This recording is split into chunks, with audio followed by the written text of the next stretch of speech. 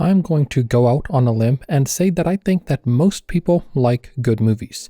Seven Samurai, the Lord of the Rings trilogy, the original Star Wars trilogy, Doctor Strangelove, Come and See, and so on are all excellent films that are broadly enjoyed for entertainment and emotional value. Most everyone likes them. This video is not about those movies. No, here I want to take a look at some of the best worst movies ever made. These are movies that I like, but a lot of other people, critics and audiences either don't like or only like ironically. On the contrary, these movies are actually pretty good. Michael Bay's 1998 disaster epic about a team of blue-collar oil drillers saving Earth from an asteroid stands at the peak of 1990's blockbuster excess. Produced by Jerry Bruckheimer and starring Bruce Willis, Ben Affleck, Steve Buscemi, and others, Armageddon cost $140 million and helped introduce millions to Bay's signature style: rapid editing, golden hour lighting, and explosions upon explosions. The premise, that NASA would train drillers to be astronauts and not vice versa, became immediately infamous for its seeming absurdity, but the film's emotional core will still resonate. Not just the obvious romantic element and Stamper's love for his daughter, but also his love and respect for his crew. Critics savaged Armageddon on its release, with many singling out the 2.5-hour runtime, the scientific inaccuracies, and Bay style in general. Roger Ebert hated the film, saying, quote, "The movie is an assault on the eyes, the ears, the brain, common sense, and the human desire to be entertained," end quote. Others basically shared that opinion, but the movie was a resounding box office success, running the gross up to $554 million and becoming the highest grossing film of 1998. What makes Armageddon genuinely great is its unabashed commitment to itself. This is not a movie that's trying to be clever, trying to wink at the audience, or any of that. No, this is an earnest movie. It totally believes the world that it's created, irrespective of what even the stars might think about it. Bay doesn't apologize for tugging at the heartstrings or for over-the-top melodramatic emotional scenes, and why would he? Earnestness is not a fault, after all. Movies should be earnest. Is it cheesy? Yes. Is it over the top? Yes. It's a movie that knows exactly what it is and delivers that experience with total conviction. To be sure, Armageddon is a movie that prioritizes spectacle and emotion over plausibility.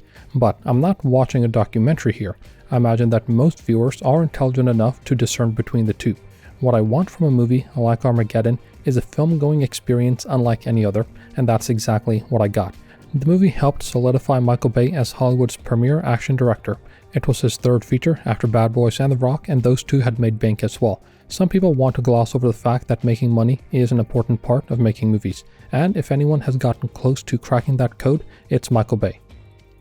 The Fast and Furious movies have been a fun watch for a long time. It's one of those series that actually got better the longer it went on, with 5, 6, and 7 being among the strongest in the series. The movies before and after are a bit iffier. One of the iffiest for critics and fans is 2003's Too Fast, Too Furious. It was a significant departure from the first film, relocating from Los Angeles to Miami, and brought Paul Walker's Brian O'Connor back as the only returning character. It added Tyrese Gibson as Roman Pierce and Ludacris as Tej Parker, who'd become franchise mainstays later on, and was directed by John Singleton. He brought a different aesthetic to the film, making it a more loose, more comedic, and much brighter. The plot had Brian and Roman trying to take down a drug lord, which isn't particularly important. What is important is that this movie sort of set the template for the future films. Too Fast, Too Furious embraced a more cartoonish action vibe over the first attempt at a more grittier, more realistic movie. Well, quote-unquote realistic. Later films would retain a more serious tone with plenty of banter, but it's undeniable that the stunts got more and more wild. I mean, come on, going to space, stopping a nuclear submarine, dealing with Black Superman? The genius of the movie is in its recognition that the franchise would work best when it stopped taking itself so seriously. The chemistry between Walker and Gibson crackled with genuine friendship and humor, and owns in on the found family dynamics that you see throughout the series. The action sequences, while absurd, are choreographed with infectious enthusiasm, from the opening race through Miami to when a bunch of cars scramble to stymie the police and help the two co-leads, and everything in between. But man, critics did not like this movie. For example, Charles Taylor at Salon wrote, quote, "It's a terrible movie, stuck in plot idiocies and big, noisy set pieces like a tire mired in mud," end quote. Other reviews knocked the absence of Vin Diesel, who wanted more money than the studio was willing to offer, though he would soon return. Critics didn't like the over-the-top action, but despite critical disdain, the movie grossed $236 million on a $76 million budget, ensuring a third film. To be sure, this movie is a product of its time. It captures a very specific moment from the early 2000s, from how the cars looked to the soundtrack. but it proved that the franchise could survive cast and tonal shifts, establishing a rotating ensemble that would be part of later entries. The movie's embrace of ridiculousness paved the way for the franchise's eventual leap into full-on superhero territory with Cars. It showed Universal that audiences wanted fun over grit, directly influencing the decision to bring back the entire cast and go even bigger with subsequent installments. If there's one director that operates on the same disaster epic wavelength as Michael Bay, it's Roland Emmerich. Variety has their directors on directors thing, and the fact that they haven't had the two talk to each other is an oversight that ought to be corrected post-haste. Emmerich has done a few disaster films like The Day After Tomorrow, Moonfall, and 2012, though many of his other movies include disaster elements. The wildest of all of these, however, is 2012, which, for some godforsaken reason, was released in 2009. It's one of the most ambitious apocalypse films ever made, depicting the Mayan calendar prophecy that Earth would end in 2012. It featured a struggling writer, played by John Cusack, who tries to save his family while the planet tears itself apart with some of the greatest disaster set pieces ever: California breaking off into the ocean, the eruption of Yellowstone, Himalaya-sized tsunamis, and so much more. It has a class warfare subtheme. As it turns out, there's a plot to help the elite survive. The death toll at the end of the movie is in the billions. Now, this is not a subtle film. In fact, it's entirely in your face. But a disaster movie like this needs to be like that. Apocalyptic excess is the alpha and omega of this movie. It doesn't just destroy cities, it destroys the entire planet with gleeful abandon. The scale of destruction is genuinely impressive, with Emmerich understanding what audiences want. They want landmarks destroyed, heart-pounding escapes, and total disarray. But despite a nearly 2-hour and 40-minute runtime, it doesn't really feel that long. Emmerich keeps raising the bar, treating global annihilation like a theme park ride, and that's exactly what this movie is. While impressed with the effects, critics were not a fan of the movie overall. Peter Travers, writing for Rolling Stone, wrote, quote, "Beware 2012, which works the dubious miracle of almost matching Transformers 2 for sheer, cynical, mind-numbing, time-wasting, money-draining, soul-sucking stupidity," end quote. I like Travers' writing for the most part, but here he just has no idea what he's talking about. Sheer? Yes. Cynical? Not even a little. Mind-numbing? Exactly what I want. Time-wasting? Not at all. Money-draining? Nope, worth every penny. Soul-sucking stupidity? Rather, on the contrary, disaster movies soothe the part of the soul that yearns for awe and spectacle, and few movies do it better than 2012. Roger Ebert had it exactly right when he gave it a 3.5 star out of 4-star review and hailed it as, quote, "the mother of all disaster movies and the father and the extended family," end quote. He ended it by writing, quote, "The bottom line is, the movie gives you your money's worth. Is it a masterpiece? No. Is it one of the year's best? No. Does Emmerich hammer together with his elbows from parts obtained from the used disaster movie store? Yes. But is it about as good as a movie in this genre can be? Yes," end quote. Audiences certainly thought so, running the box office total to nearly $800 million. Alas, this is also the last Roland Emmerich movie that seemed to make any money at the box office. Here's hoping that he gets back on track soon. Alex Proyas has long been one of my favorite directors. The Crow, Dark City, I, Robot, and Knowing are all enjoyable movies. But one of my favorite Proyas films, and the one that basically destroyed his career, was 2016's Gods of Egypt. I'm in the minority for liking this film. It was savaged by critics and audiences, and lost 9 figures at the box office. I contributed to the $150 million box office multiple times, seeing the movie nearly half a dozen times in theaters. In it, Proyas reimagines Egyptian mythology as a blockbuster action-adventure film featuring giant gods that bleed gold and transform into animals while battling for control. The drama is set around a dispute between Horus, the god of the sun and the sky, and Set, the god of chaos. A human thief, Beck, is caught between them, trying to save his girlfriend Zaya. Gods of Egypt was an imaginative fantasy that was mostly committed to the bit. Sure, there are some moments of self-awareness, but for the most part, this is an earnest movie. A perfect example is Jeffrey Rush playing the sun god Ra, who spends his time on a solar barge repelling a giant space worm with a spear. But I totally buy it. When a movie convinces you of something that, in isolation, seems ridiculous, it's got you hooked. A lot of CGI was used, and while some of it looks cheesy, it blended well enough with the rest of the world that Proyas was building. That's something that Proyas has always excelled at. You want to explore the worlds that he builds, whether it's something original, like Dark City, or something that already existed, like in The Crow. It doesn't try to create a mythological Egypt that could be pseudo-historical. Quite the opposite, actually. It's entirely fantastical. Proyas understands that mythology is supposed to be larger than life. It should be awe-inspiring. It's a maximalist's approach to fantasy storytelling, rejecting any pretense of what could be considered historically accurate, or as historically accurate as myths can be. The action sequences, the flight combat, the journey through the afterlife, and so on, all demonstrate creativity in staging and visual effects. It's easy to get lost as to what's going on in a giant film that basically moves from set piece to set piece. Not here though. You basically have to close your eyes for the entire movie to not know what's going on. Minimal effort is required to keep up with the story, and that's not the main thing here. It's the world and the action. Critics, of course, detested it, and some thought that it was one of the worst movies of 2016. Of it, Justin Chang, writing for Variety, wrote, quote, "This is, by any measure, a dreadful movie. A chintzy, CG-encrusted eyesore that oozes stupidity and self-indulgence from every pore. Yet damned if Proyas doesn't put it all out there with a lunatic conviction you can't help but admire," end quote. He's right about that last bit. You can't help but admire Proyas for going all out. It might have been a failure that derailed his career and ended the franchise before it could begin, but better an ambitious flop than a milquetoast one. There are two kinds of movies that Disney excels at making. First, giant hits like the MCU films, Zootopia 2, and so on. The second is giant flops that lose astronomical amounts of money. The Lone Ranger is in this category, as is 2012's John Carter.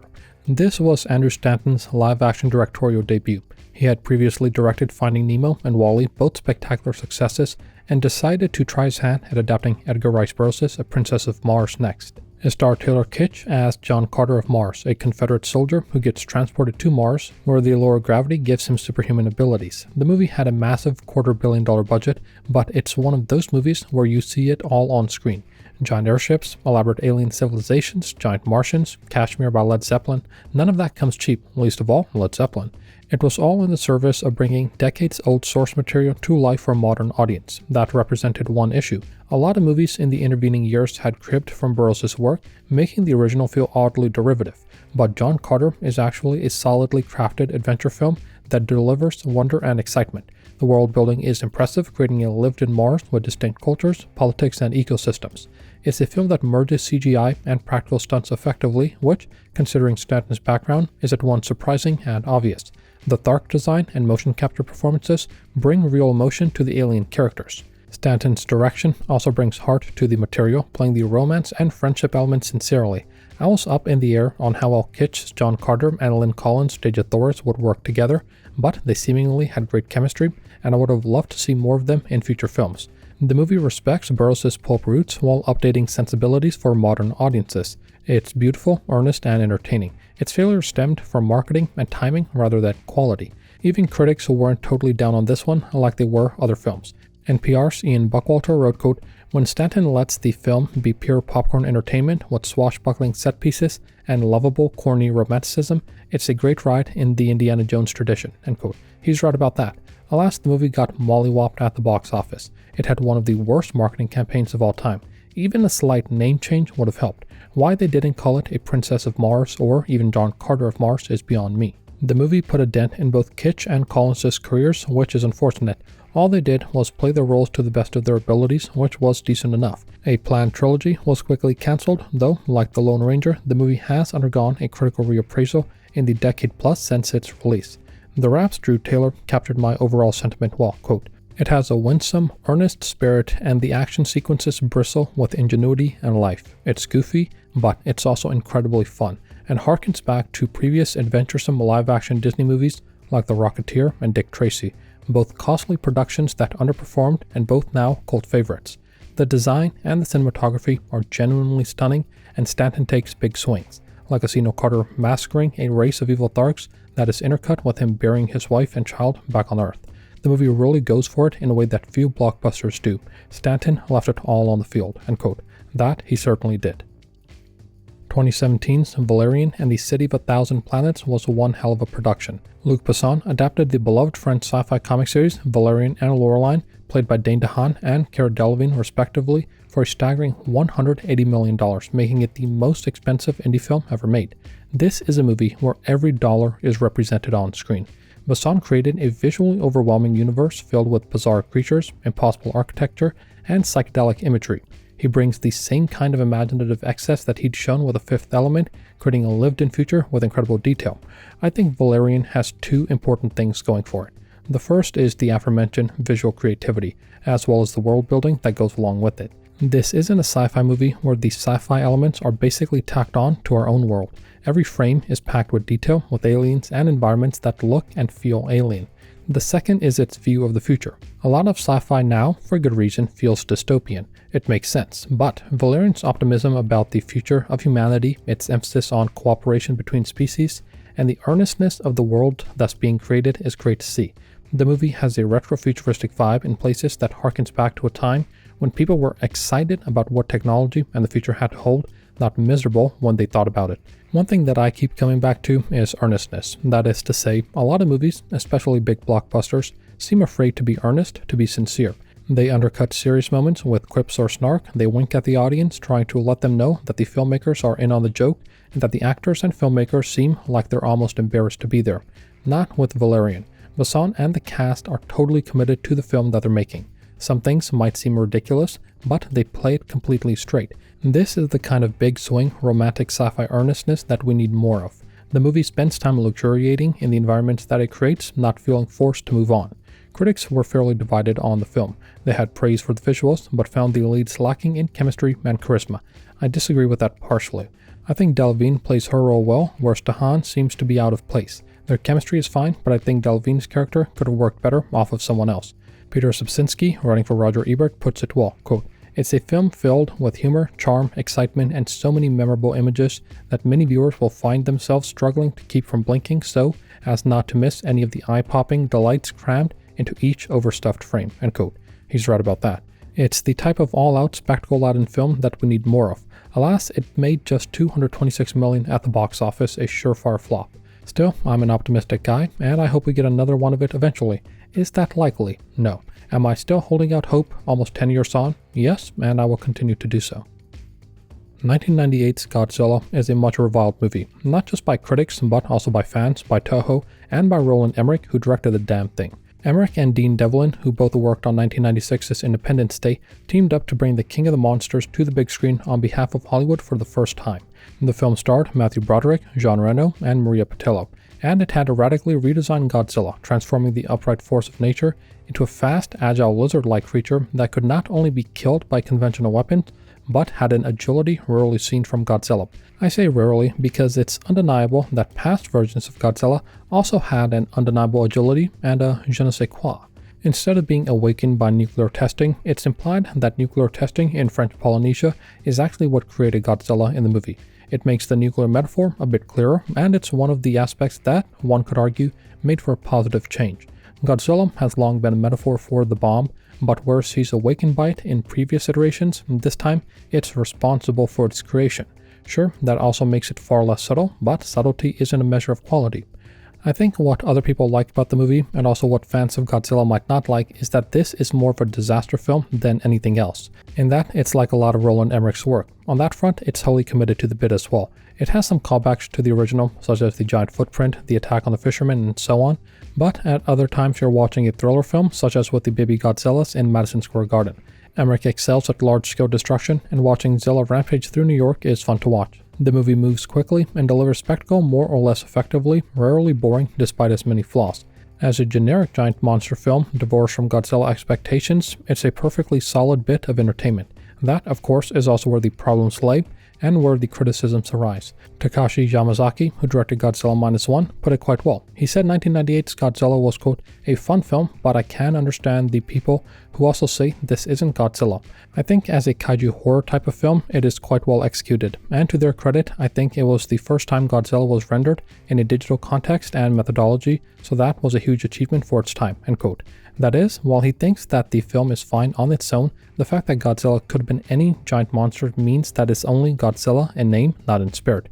Roger Ebert wrote perhaps the most amusing review of the movie, quote, "Going to see Godzilla at the Palais of the Cannes Film Festival is like attending a satanic ritual in St. Peter's Basilica.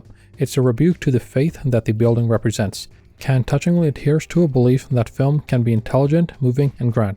Godzilla is a big, ugly, ungainly device to give teenagers the impression they are seeing a movie," end quote. The movie made $379 million on a budget of as high as $150 million, a disappointment for everyone involved. It would be 16 years until another American Godzilla movie was made, this one to much better reviews. Film reception is a fickle thing. Sometimes the opinions formed at release stick around forever. Other times they rise or fall with the decades. Some of these movies have been reassessed positively in the time since, others have not. Perhaps one day, far into the future, audiences will come around to appreciate them. I'm not going to hold my breath, but as an optimistic person by nature, I will still hold out some hope.